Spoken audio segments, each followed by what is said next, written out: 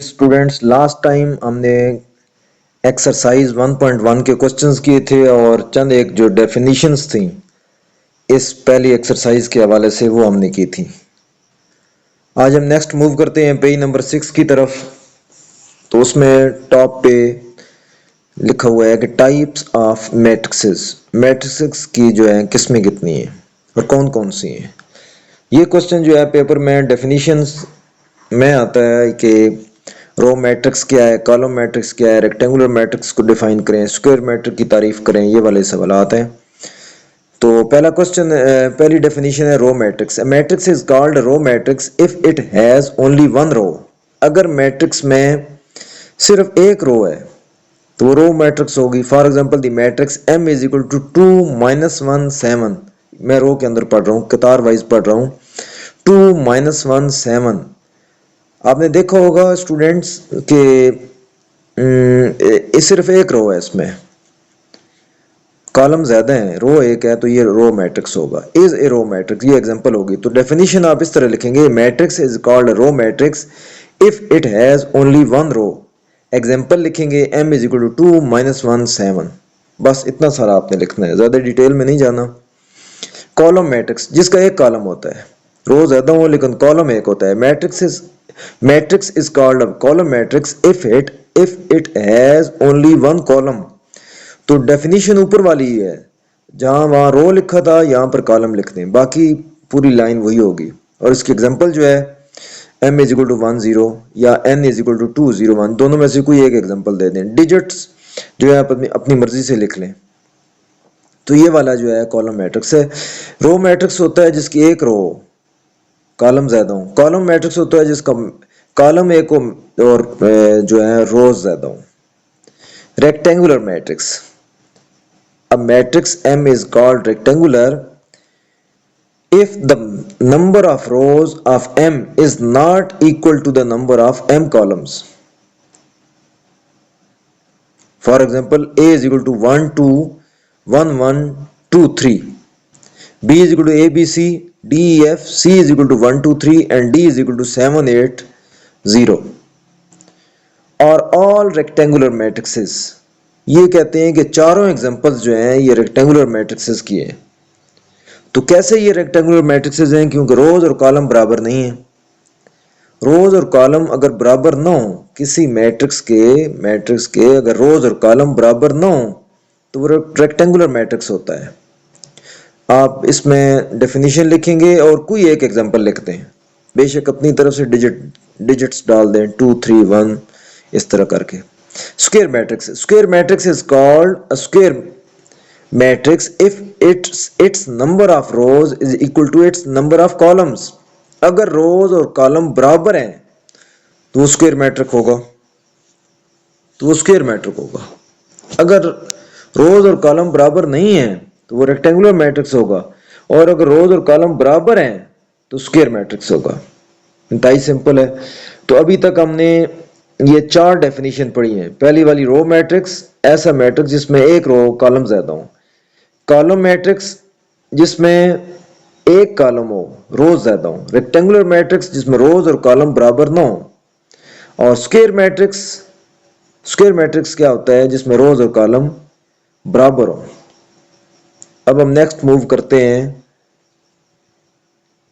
नल और zero matrix की तरफ। A matrix is called null matrix or zero matrix if each of its entries is zero. अगर तमाम entries किसी matrix की जीरो हैं तो जीरो मैट्रिक्स होगा। आप इसकी कोई एक एग्जांपल दे दें। Transpose of a matrix, transpose किसी मैट्रिक्स का कैसे मालूम होगा? आप अपनी बुक का पेज नंबर 7 निकालें। Matrix obtained by interchanging the rows into column, कहते हैं कि रोज को कॉलम बना दें, ट्रांसपोज बन जाएगा। और कॉलम इनटू रोज, या कॉलम को रोज बना दें, रोज को कॉलम बना दें, या कॉलम्स को रोज बना दें, रोज को कॉलम या कॉलम्स को रोज बना दें, चेंज कर दें तो ट्रांसपोज बन जाएगा। एग्जांपल नीचे दी हुई है, ए की वैल्यू दी हुई है। जब इसका लिखा है ए का ट्रांसपोज तो 1 2 3 ए का जो रो के अंदर लगा हुआ था, डाला हुआ था, उसको 1 2 3 कॉलम की शक्ल में लिख दिया गया है। तो ये देखना बड़ा इजी है, इसमें ऐसा सच कोई मुश्किल बात नहीं है कि इसको कैसे किया गया है। ये देखें कि ये वाला जो था ये रो थी 1 2 3, जब इसका ट्रांसपोज निकाला गया है ये नीचे की तरफ पढ़े तो ये 1 2 3 नीचे की तरफ आ गया है, ये वाला, ये इसको देखें तो सिंपल हो गया बात। नेक्स्ट हम मूव करते हैं इसकी तरफ। नेगेटिव ऑफ ए मैट्रिक्स, किसी मैट्रिक्स का नेगेटिव कैसे मालूम करेंगे। Let A be a matrix then its negative minus A is obtained by changing the sign। कहते हैं कि सिर्फ साइन तब्दील कर दें, अलामत तब्दील कर दें तो नेगेटिव निकल आएगा। फॉर एग्जांपल ए की वैल्यू दी हुई है a इज इक्वल टू 1 -2 3 4। अब इसका नेगेटिव निकालना है तो ए की बैक साइड पे माइनस से लिख दें और जो अंदर एंट्रीज लगी हुई हैं जिसके साथ पहले माइनस है उसको प्लस कर दें, जो पहले प्लस है उसको माइनस कर दें, तो ये बड़ा सिंपल हो जाएगा। ये आपने देखा है, इसको नोट करें, सिर्फ 2 के साथ माइनस है बाकी प्लस है। और जब इसका हमने मालूम किया है नेगेटिव ऑफ इस मैट्रिक्स का नेगेटिव मालूम किया है तो आपने चेक किया है कि 1 -1 बन गया, 3 -3 बन गया, -2 +2 बन गया और +4 -4 बन गया। तो ये वाली चीज है। अब आ गया सिमेट्रिक मैट्रिक्स, पेज नंबर 7 के एंड पर लिखा हुआ है सिमेट्रिक मैट्रिक्स। तो ये क्या है, square matrix is symmetric if it is equal to its transpose. कहते हैं कि अगर हमारे पास कोई मैट्रिक्स ए है और हम उसका ट्रांसपोज मालूम करते हैं तो ट्रांसपोज अगर उसी मैट्रिक्स के बराबर आ गया तो वो सिमेट्रिक होगा। इस एग्जांपल को देखें, पेज नंबर 8 के बिल्कुल टॉप पर है।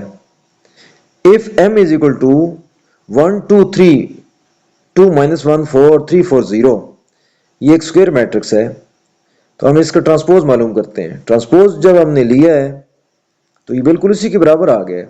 आप गौर से देखें दोनों को तो आप देखेंगे कि ये वाला इस वाले के बराबर है, तमाम जो एंट्रीज हैं इसकी वो उसी के बराबर है। तो ये जो है ये सिमेट्रिक मैट्रिक्स बन गया है। उसके नीचे है skew symmetric matrix. Skew symmetric, skew symmetrics के अंदर ये है कि square matrix A is said to be skew symmetric if A transpose is equal to -a। हमारे पास अगर एक मैट्रिक्स ए है और हम उसका ट्रांसपोज मालूम करते हैं तो अगर तो वो ए का ट्रांसपोज लेने से उसी ए के नेगेटिव के बराबर आ जाता है, उसकी सिमेट्रिक होगा। आपको एग्जांपल से बात समझ आएगी। ए की वैल्यू दी हुई है 0 2 3 -2 0 1 और -3 -1 और 0। इसका आप ट्रांसपोज मालूम करें।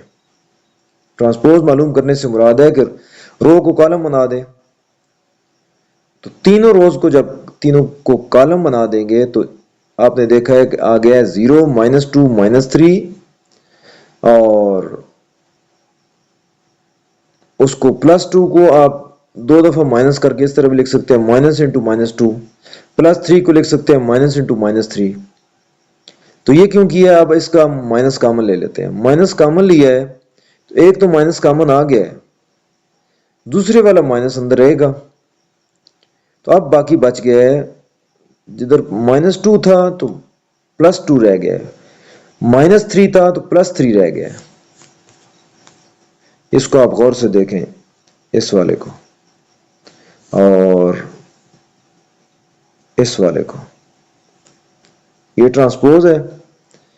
ट्रांसपोज जब हमने मालूम किया है और फिर माइनस कॉमन लिया है तो ए का जो ट्रांसपोज है वो -a के बराबर आ गया है इसके। तो नीचे उसने लिखा है कि since A transpose is equal to -a therefore A is a skew symmetric.